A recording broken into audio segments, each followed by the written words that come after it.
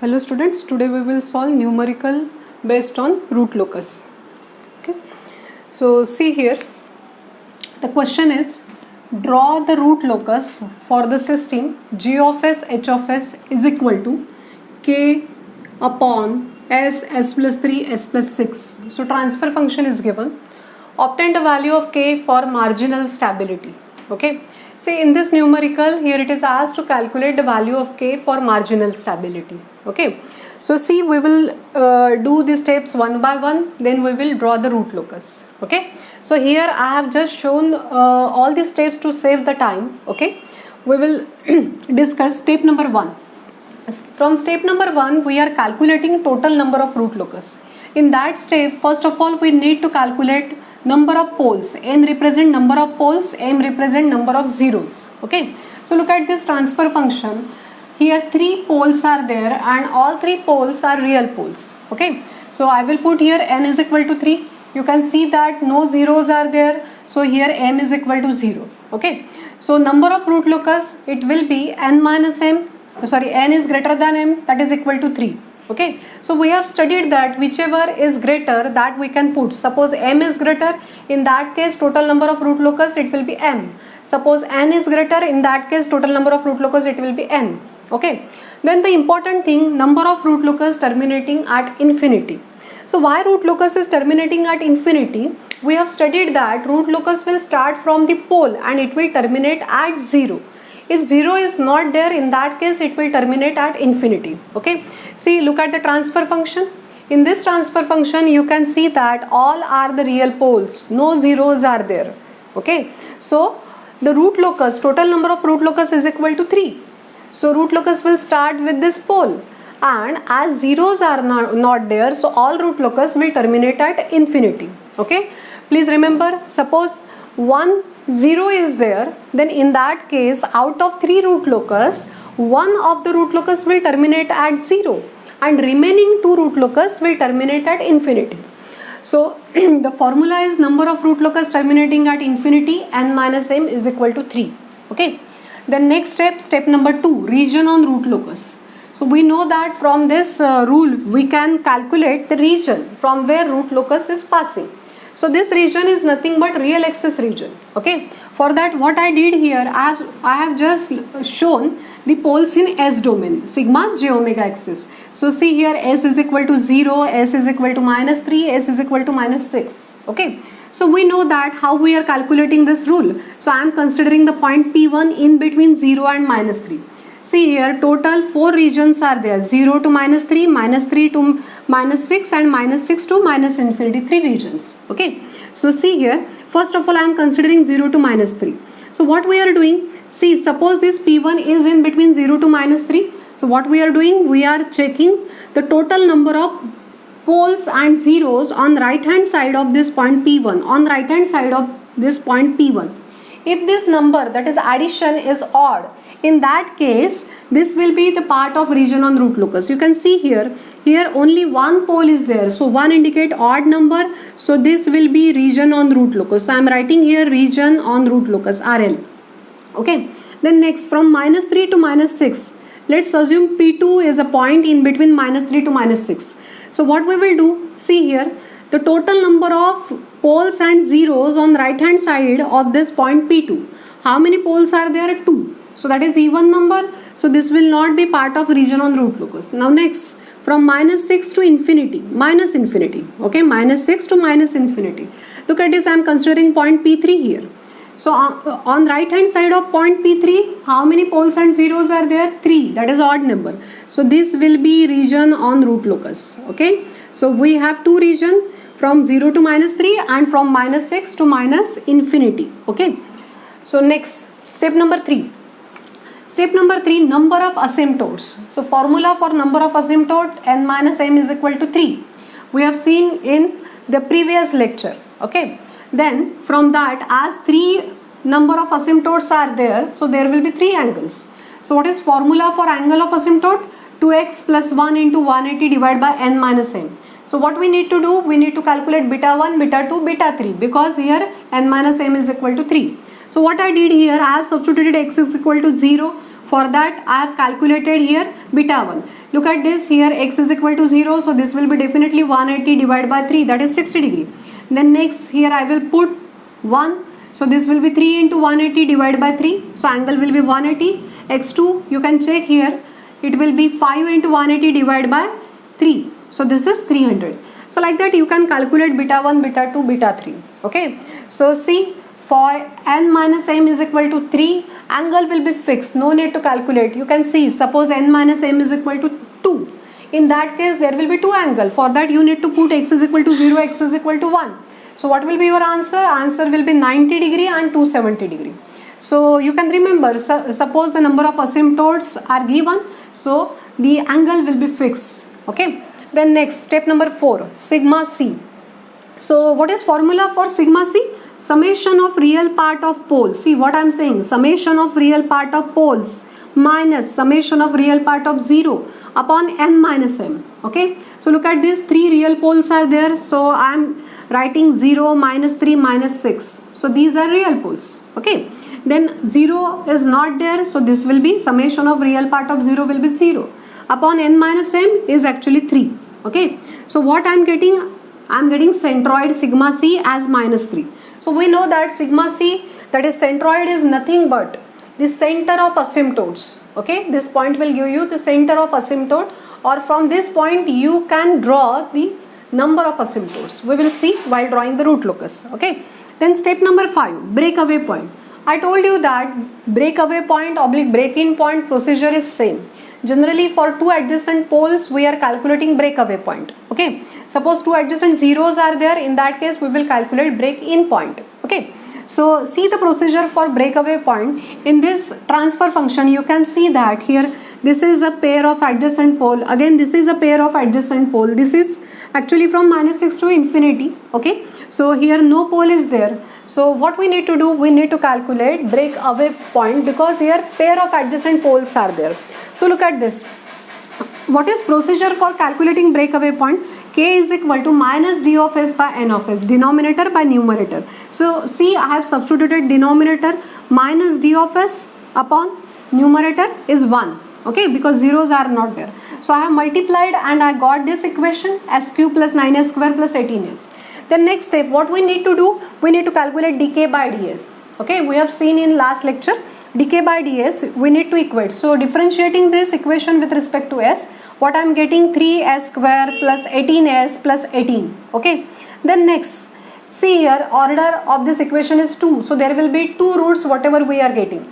So see, I got the roots minus 1.27 and minus 4.73. Okay, these 2 roots are negative roots, and from these roots we need to calculate valid breakaway point. So what is valid breakaway point? Look at this, minus 1.27. From rule number 3 you can check that minus 1.27 is part of region on root locus. Look at this, minus 1.27, it may be here.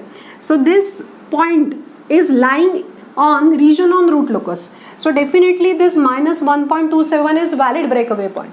What about the next, minus 4.73? Look at this, minus 4.73, it may be here, and this is not a part of region on root locus. Okay, so as this is not a part of region on root locus, so this is not valid breakaway point. Okay, this is not valid breakaway point. So only one breakaway point is there that is valid, that is sigma b is equal to minus 1.27. I hope you are getting, this is the way we need to calculate the breakaway point. Then step number 6. Step number 6 is angle of departure, angle of arrival. I told you that this step is not required here, because you can see that here all are real poles. Generally phi d and phi a is calculated only for complex poles and zeros. If complex poles and zeros are not present, in that case no need to calculate this step. Okay, so here I have written not required, so it will save your time. Step number 7, j omega crossover. So what is j omega crossover? J omega crossover is nothing but intersection of root locus with j omega axis. Okay, and how we are calculating? I told you that first of all we need to obtain the characteristic equation. So this is very simple, because just now we have obtained here k is equal to minus d of s by n of s. So So I know that characteristic equation, it will be d of s plus k times n of s is equal to 0. So that is same as that of 1 plus g of s h of s is equal to 0. Okay. So I can write here this characteristic equation is nothing but d of s plus k times n of s. Okay. So is equal to 0. So I know that here characteristic equation is s cube plus 9s square plus 18s plus k is equal to 0. Okay. Then from this characteristic equation I have formed the Routh array. Okay. First two rows from the characteristic equation, look at this, 1, skip one term, then 18, then for s square 9k. Okay. So this will be 18 9s are 162 minus k upon 9. So s raised to power 0, again here k term. So we know that from Routh array we can say that system will be stable if there are no sign changes in first column of Routh array. Okay. So what I am doing, I am assuming that for system to be stable all the elements should be positive. Okay. So if all the elements should be positive, so this term and this term should be positive. So what I did here, I have just equated it with 0 by assuming this term is greater than 0. Okay. So this will be definitely positive. So what I got here, k marginal is equal to 162. Okay. So auxiliary equation, we know that how we are finding auxiliary equation. Auxiliary equation we are finding from the row just above the 0th row. So this row may be 0th row. So what I am doing, I am considering the row just above the 0th row. So this will be the row just above the 0th row. So see, I have obtained a auxiliary equation 9s square plus k. I have substituted the value of k as 162 from this. So this is my auxiliary equation, and from auxiliary equation I have calculated the roots. Okay. So I will get a value of s, that is nothing but the roots. So s is equal to, I know that plus minus j omega. So see, I got a value of s as plus minus j 4.24. You can cross check, you can calculate. Okay. So this omega is nothing but 4.24 radian per second. Okay. So this is called as j omega crossover. Now see, we have calculated all the steps. Now important thing is we need to draw root locus. Okay. So see what I did here, I have considered the scale. X-axis I have assumed 1 centimeter equal to 1 unit, axis is equal to 1 centimeter equal to 1 unit. Okay. So see, I told you that root locus is always symmetrical about real axis. Okay. So for that I need to consider the same scale for x-axis and y-axis. Okay. Then next, see how I will show this step from 1 to 7 on S domain, that is sigma plus j omega axis. See here, first of all I am showing here poles. Poles are at s is equal to 0, then here minus 1, minus 2, minus 3. Okay. So this is 0, this is minus 3, then 4, 5, 6. So this will be minus 6. Okay. So zeros are not there. So I have completed with this. Okay. Then region on root locus. I know that this will be part of region on root locus. See, from rule number 3, or I will say step number 2, I have shown the region on root locus. This is region on root locus. So I am showing the region on root locus. Okay. So I am actually highlighting that portion to show this is a part of region on root locus. Okay. So we have completed with step 2. Then next, step 3, angle, number of asymptotes is equal to 3. There will be 3 asymptotes, but for that we need to show the centroid, because from centroid we can draw the asymptote. So what I got sigma c as minus 3. See, at the same pole there can be the centroid. Okay. So I am showing here sigma c as minus 3. Okay. Then next, from sigma c, what I need to do, I need to draw the root locus. For that you have to take protractor. Okay. So how you will take protractor? You will put that protractor on, look at this, you will put the protractor like this on the centroid. Just here I have shown. Okay. So from this centroid, that is the center of the asymptote, drawing the angles. So what are my angles? I got angle as 60, 180, 300. 3 angles are there. So what will I do? I will show here 60 degree. Okay. Then 180 is the same axis. Okay. Then I will put the protractor like this, and I need to show here 300 degree. Okay. So definitely here minus 60 I am showing. Okay. So I will get a point. Okay. So see, you need to use protractor, then only you can draw the exact root locus. Okay. So see, from this centroid I am drawing the root locus. Look at this.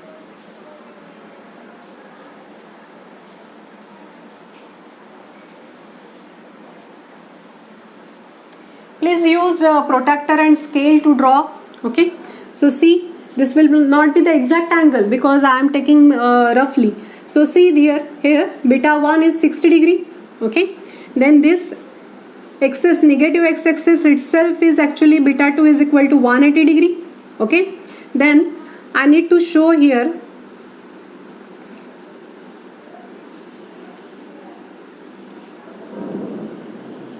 third asymptote, that is beta 3 is equal to 300 degree. Sorry, beta 3 is equal to 300 degree. Okay, so beta 1 60, beta 2 180 and beta 3 300. So this will be exact symmetrical. Okay, 60 and this is 300. Okay, so I have shown here asymptotes. Okay, so we have completed with this step. Now next, breakaway point. Okay, so I got a valid breakaway point as 1.27. Okay, so I will show here, suppose this is 2, so this will be my breakaway. So I will write here sigma b as minus 1.27.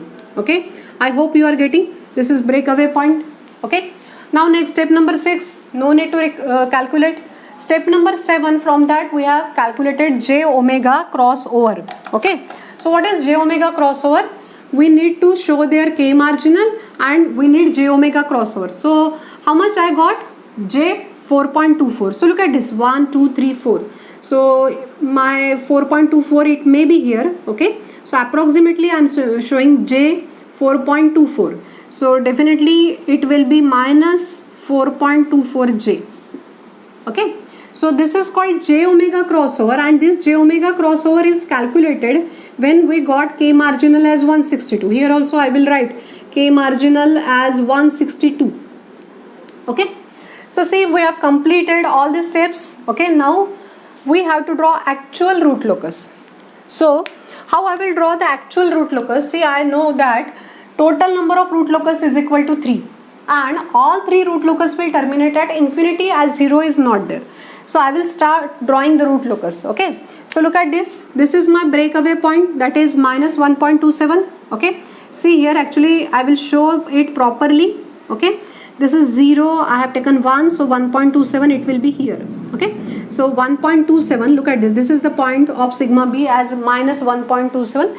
Please look at the point properly when you will draw. And see, the important thing, you need to draw this root locus on plain graph paper. Okay, then only you will get an exact nature of root locus. Now see here, I will start joining the points. So first of all, I will consider this pole and I will start with this pole because I know that root locus will start from the pole. So look at this, I am drawing. So root locus is starting with this pole, I am showing the arrow. Okay, then here breakaway point is there. I know that root locus will break from that point and it will go outward. Okay, so see, it will go outward, means it may go upward or it may go downward. Okay, so for the first case I am showing the upward direction. So how the root locus will move? Root locus will travel along the asymptote. Look at this. Here asymptote is moving in this direction. So root locus should move, or it should travel along the asymptote. Okay. And where it will intersect j omega axis? It will intersect j omega axis at j 4.24. Okay. So see, I have started drawing and it will intersect this at j omega crossover. Then again it will continue with the asymptote. So look at this. This is my first root locus, so I am showing root locus number 1. Okay, you can see the direction. Okay, now next, second root locus, you can use the blue pen or whatever you are having so that you can show 3 root locus. Okay, now see, the second next root locus is starting with this pole. So see, actually it is not showing properly, so again I am using the red pen. You can use blue or whatever you will be having. So second root locus is starting with this pole. Okay, so look at the arrow. Root locus is start with this pole. Again here breakaway point is there, so it may go upward or it may go downward, but here I am showing the downward direction, so it will travel along the asymptote and then it will intersect with the j omega axis. Then again it will travel along the asymptote. So show the downward direction. You can see here, this is root locus number 3. Root locus number 2. So I will write here root locus 2. Then third root locus, you can see here, this is the part of region on root locus. Okay, so third root locus will start with third pole, so this will be my third root locus. Okay, so I will write here the root locus number 3. Okay, so see, you can show it with different color. Root locus number 1, that is starting like this, or it may go downward, upward. Okay, so this arrow shows that the root locus may go upward or it may go downward from the breakaway point. Okay, so this is third root locus. So I hope you get the point and you got the method for drawing root locus. Okay, thank you, students.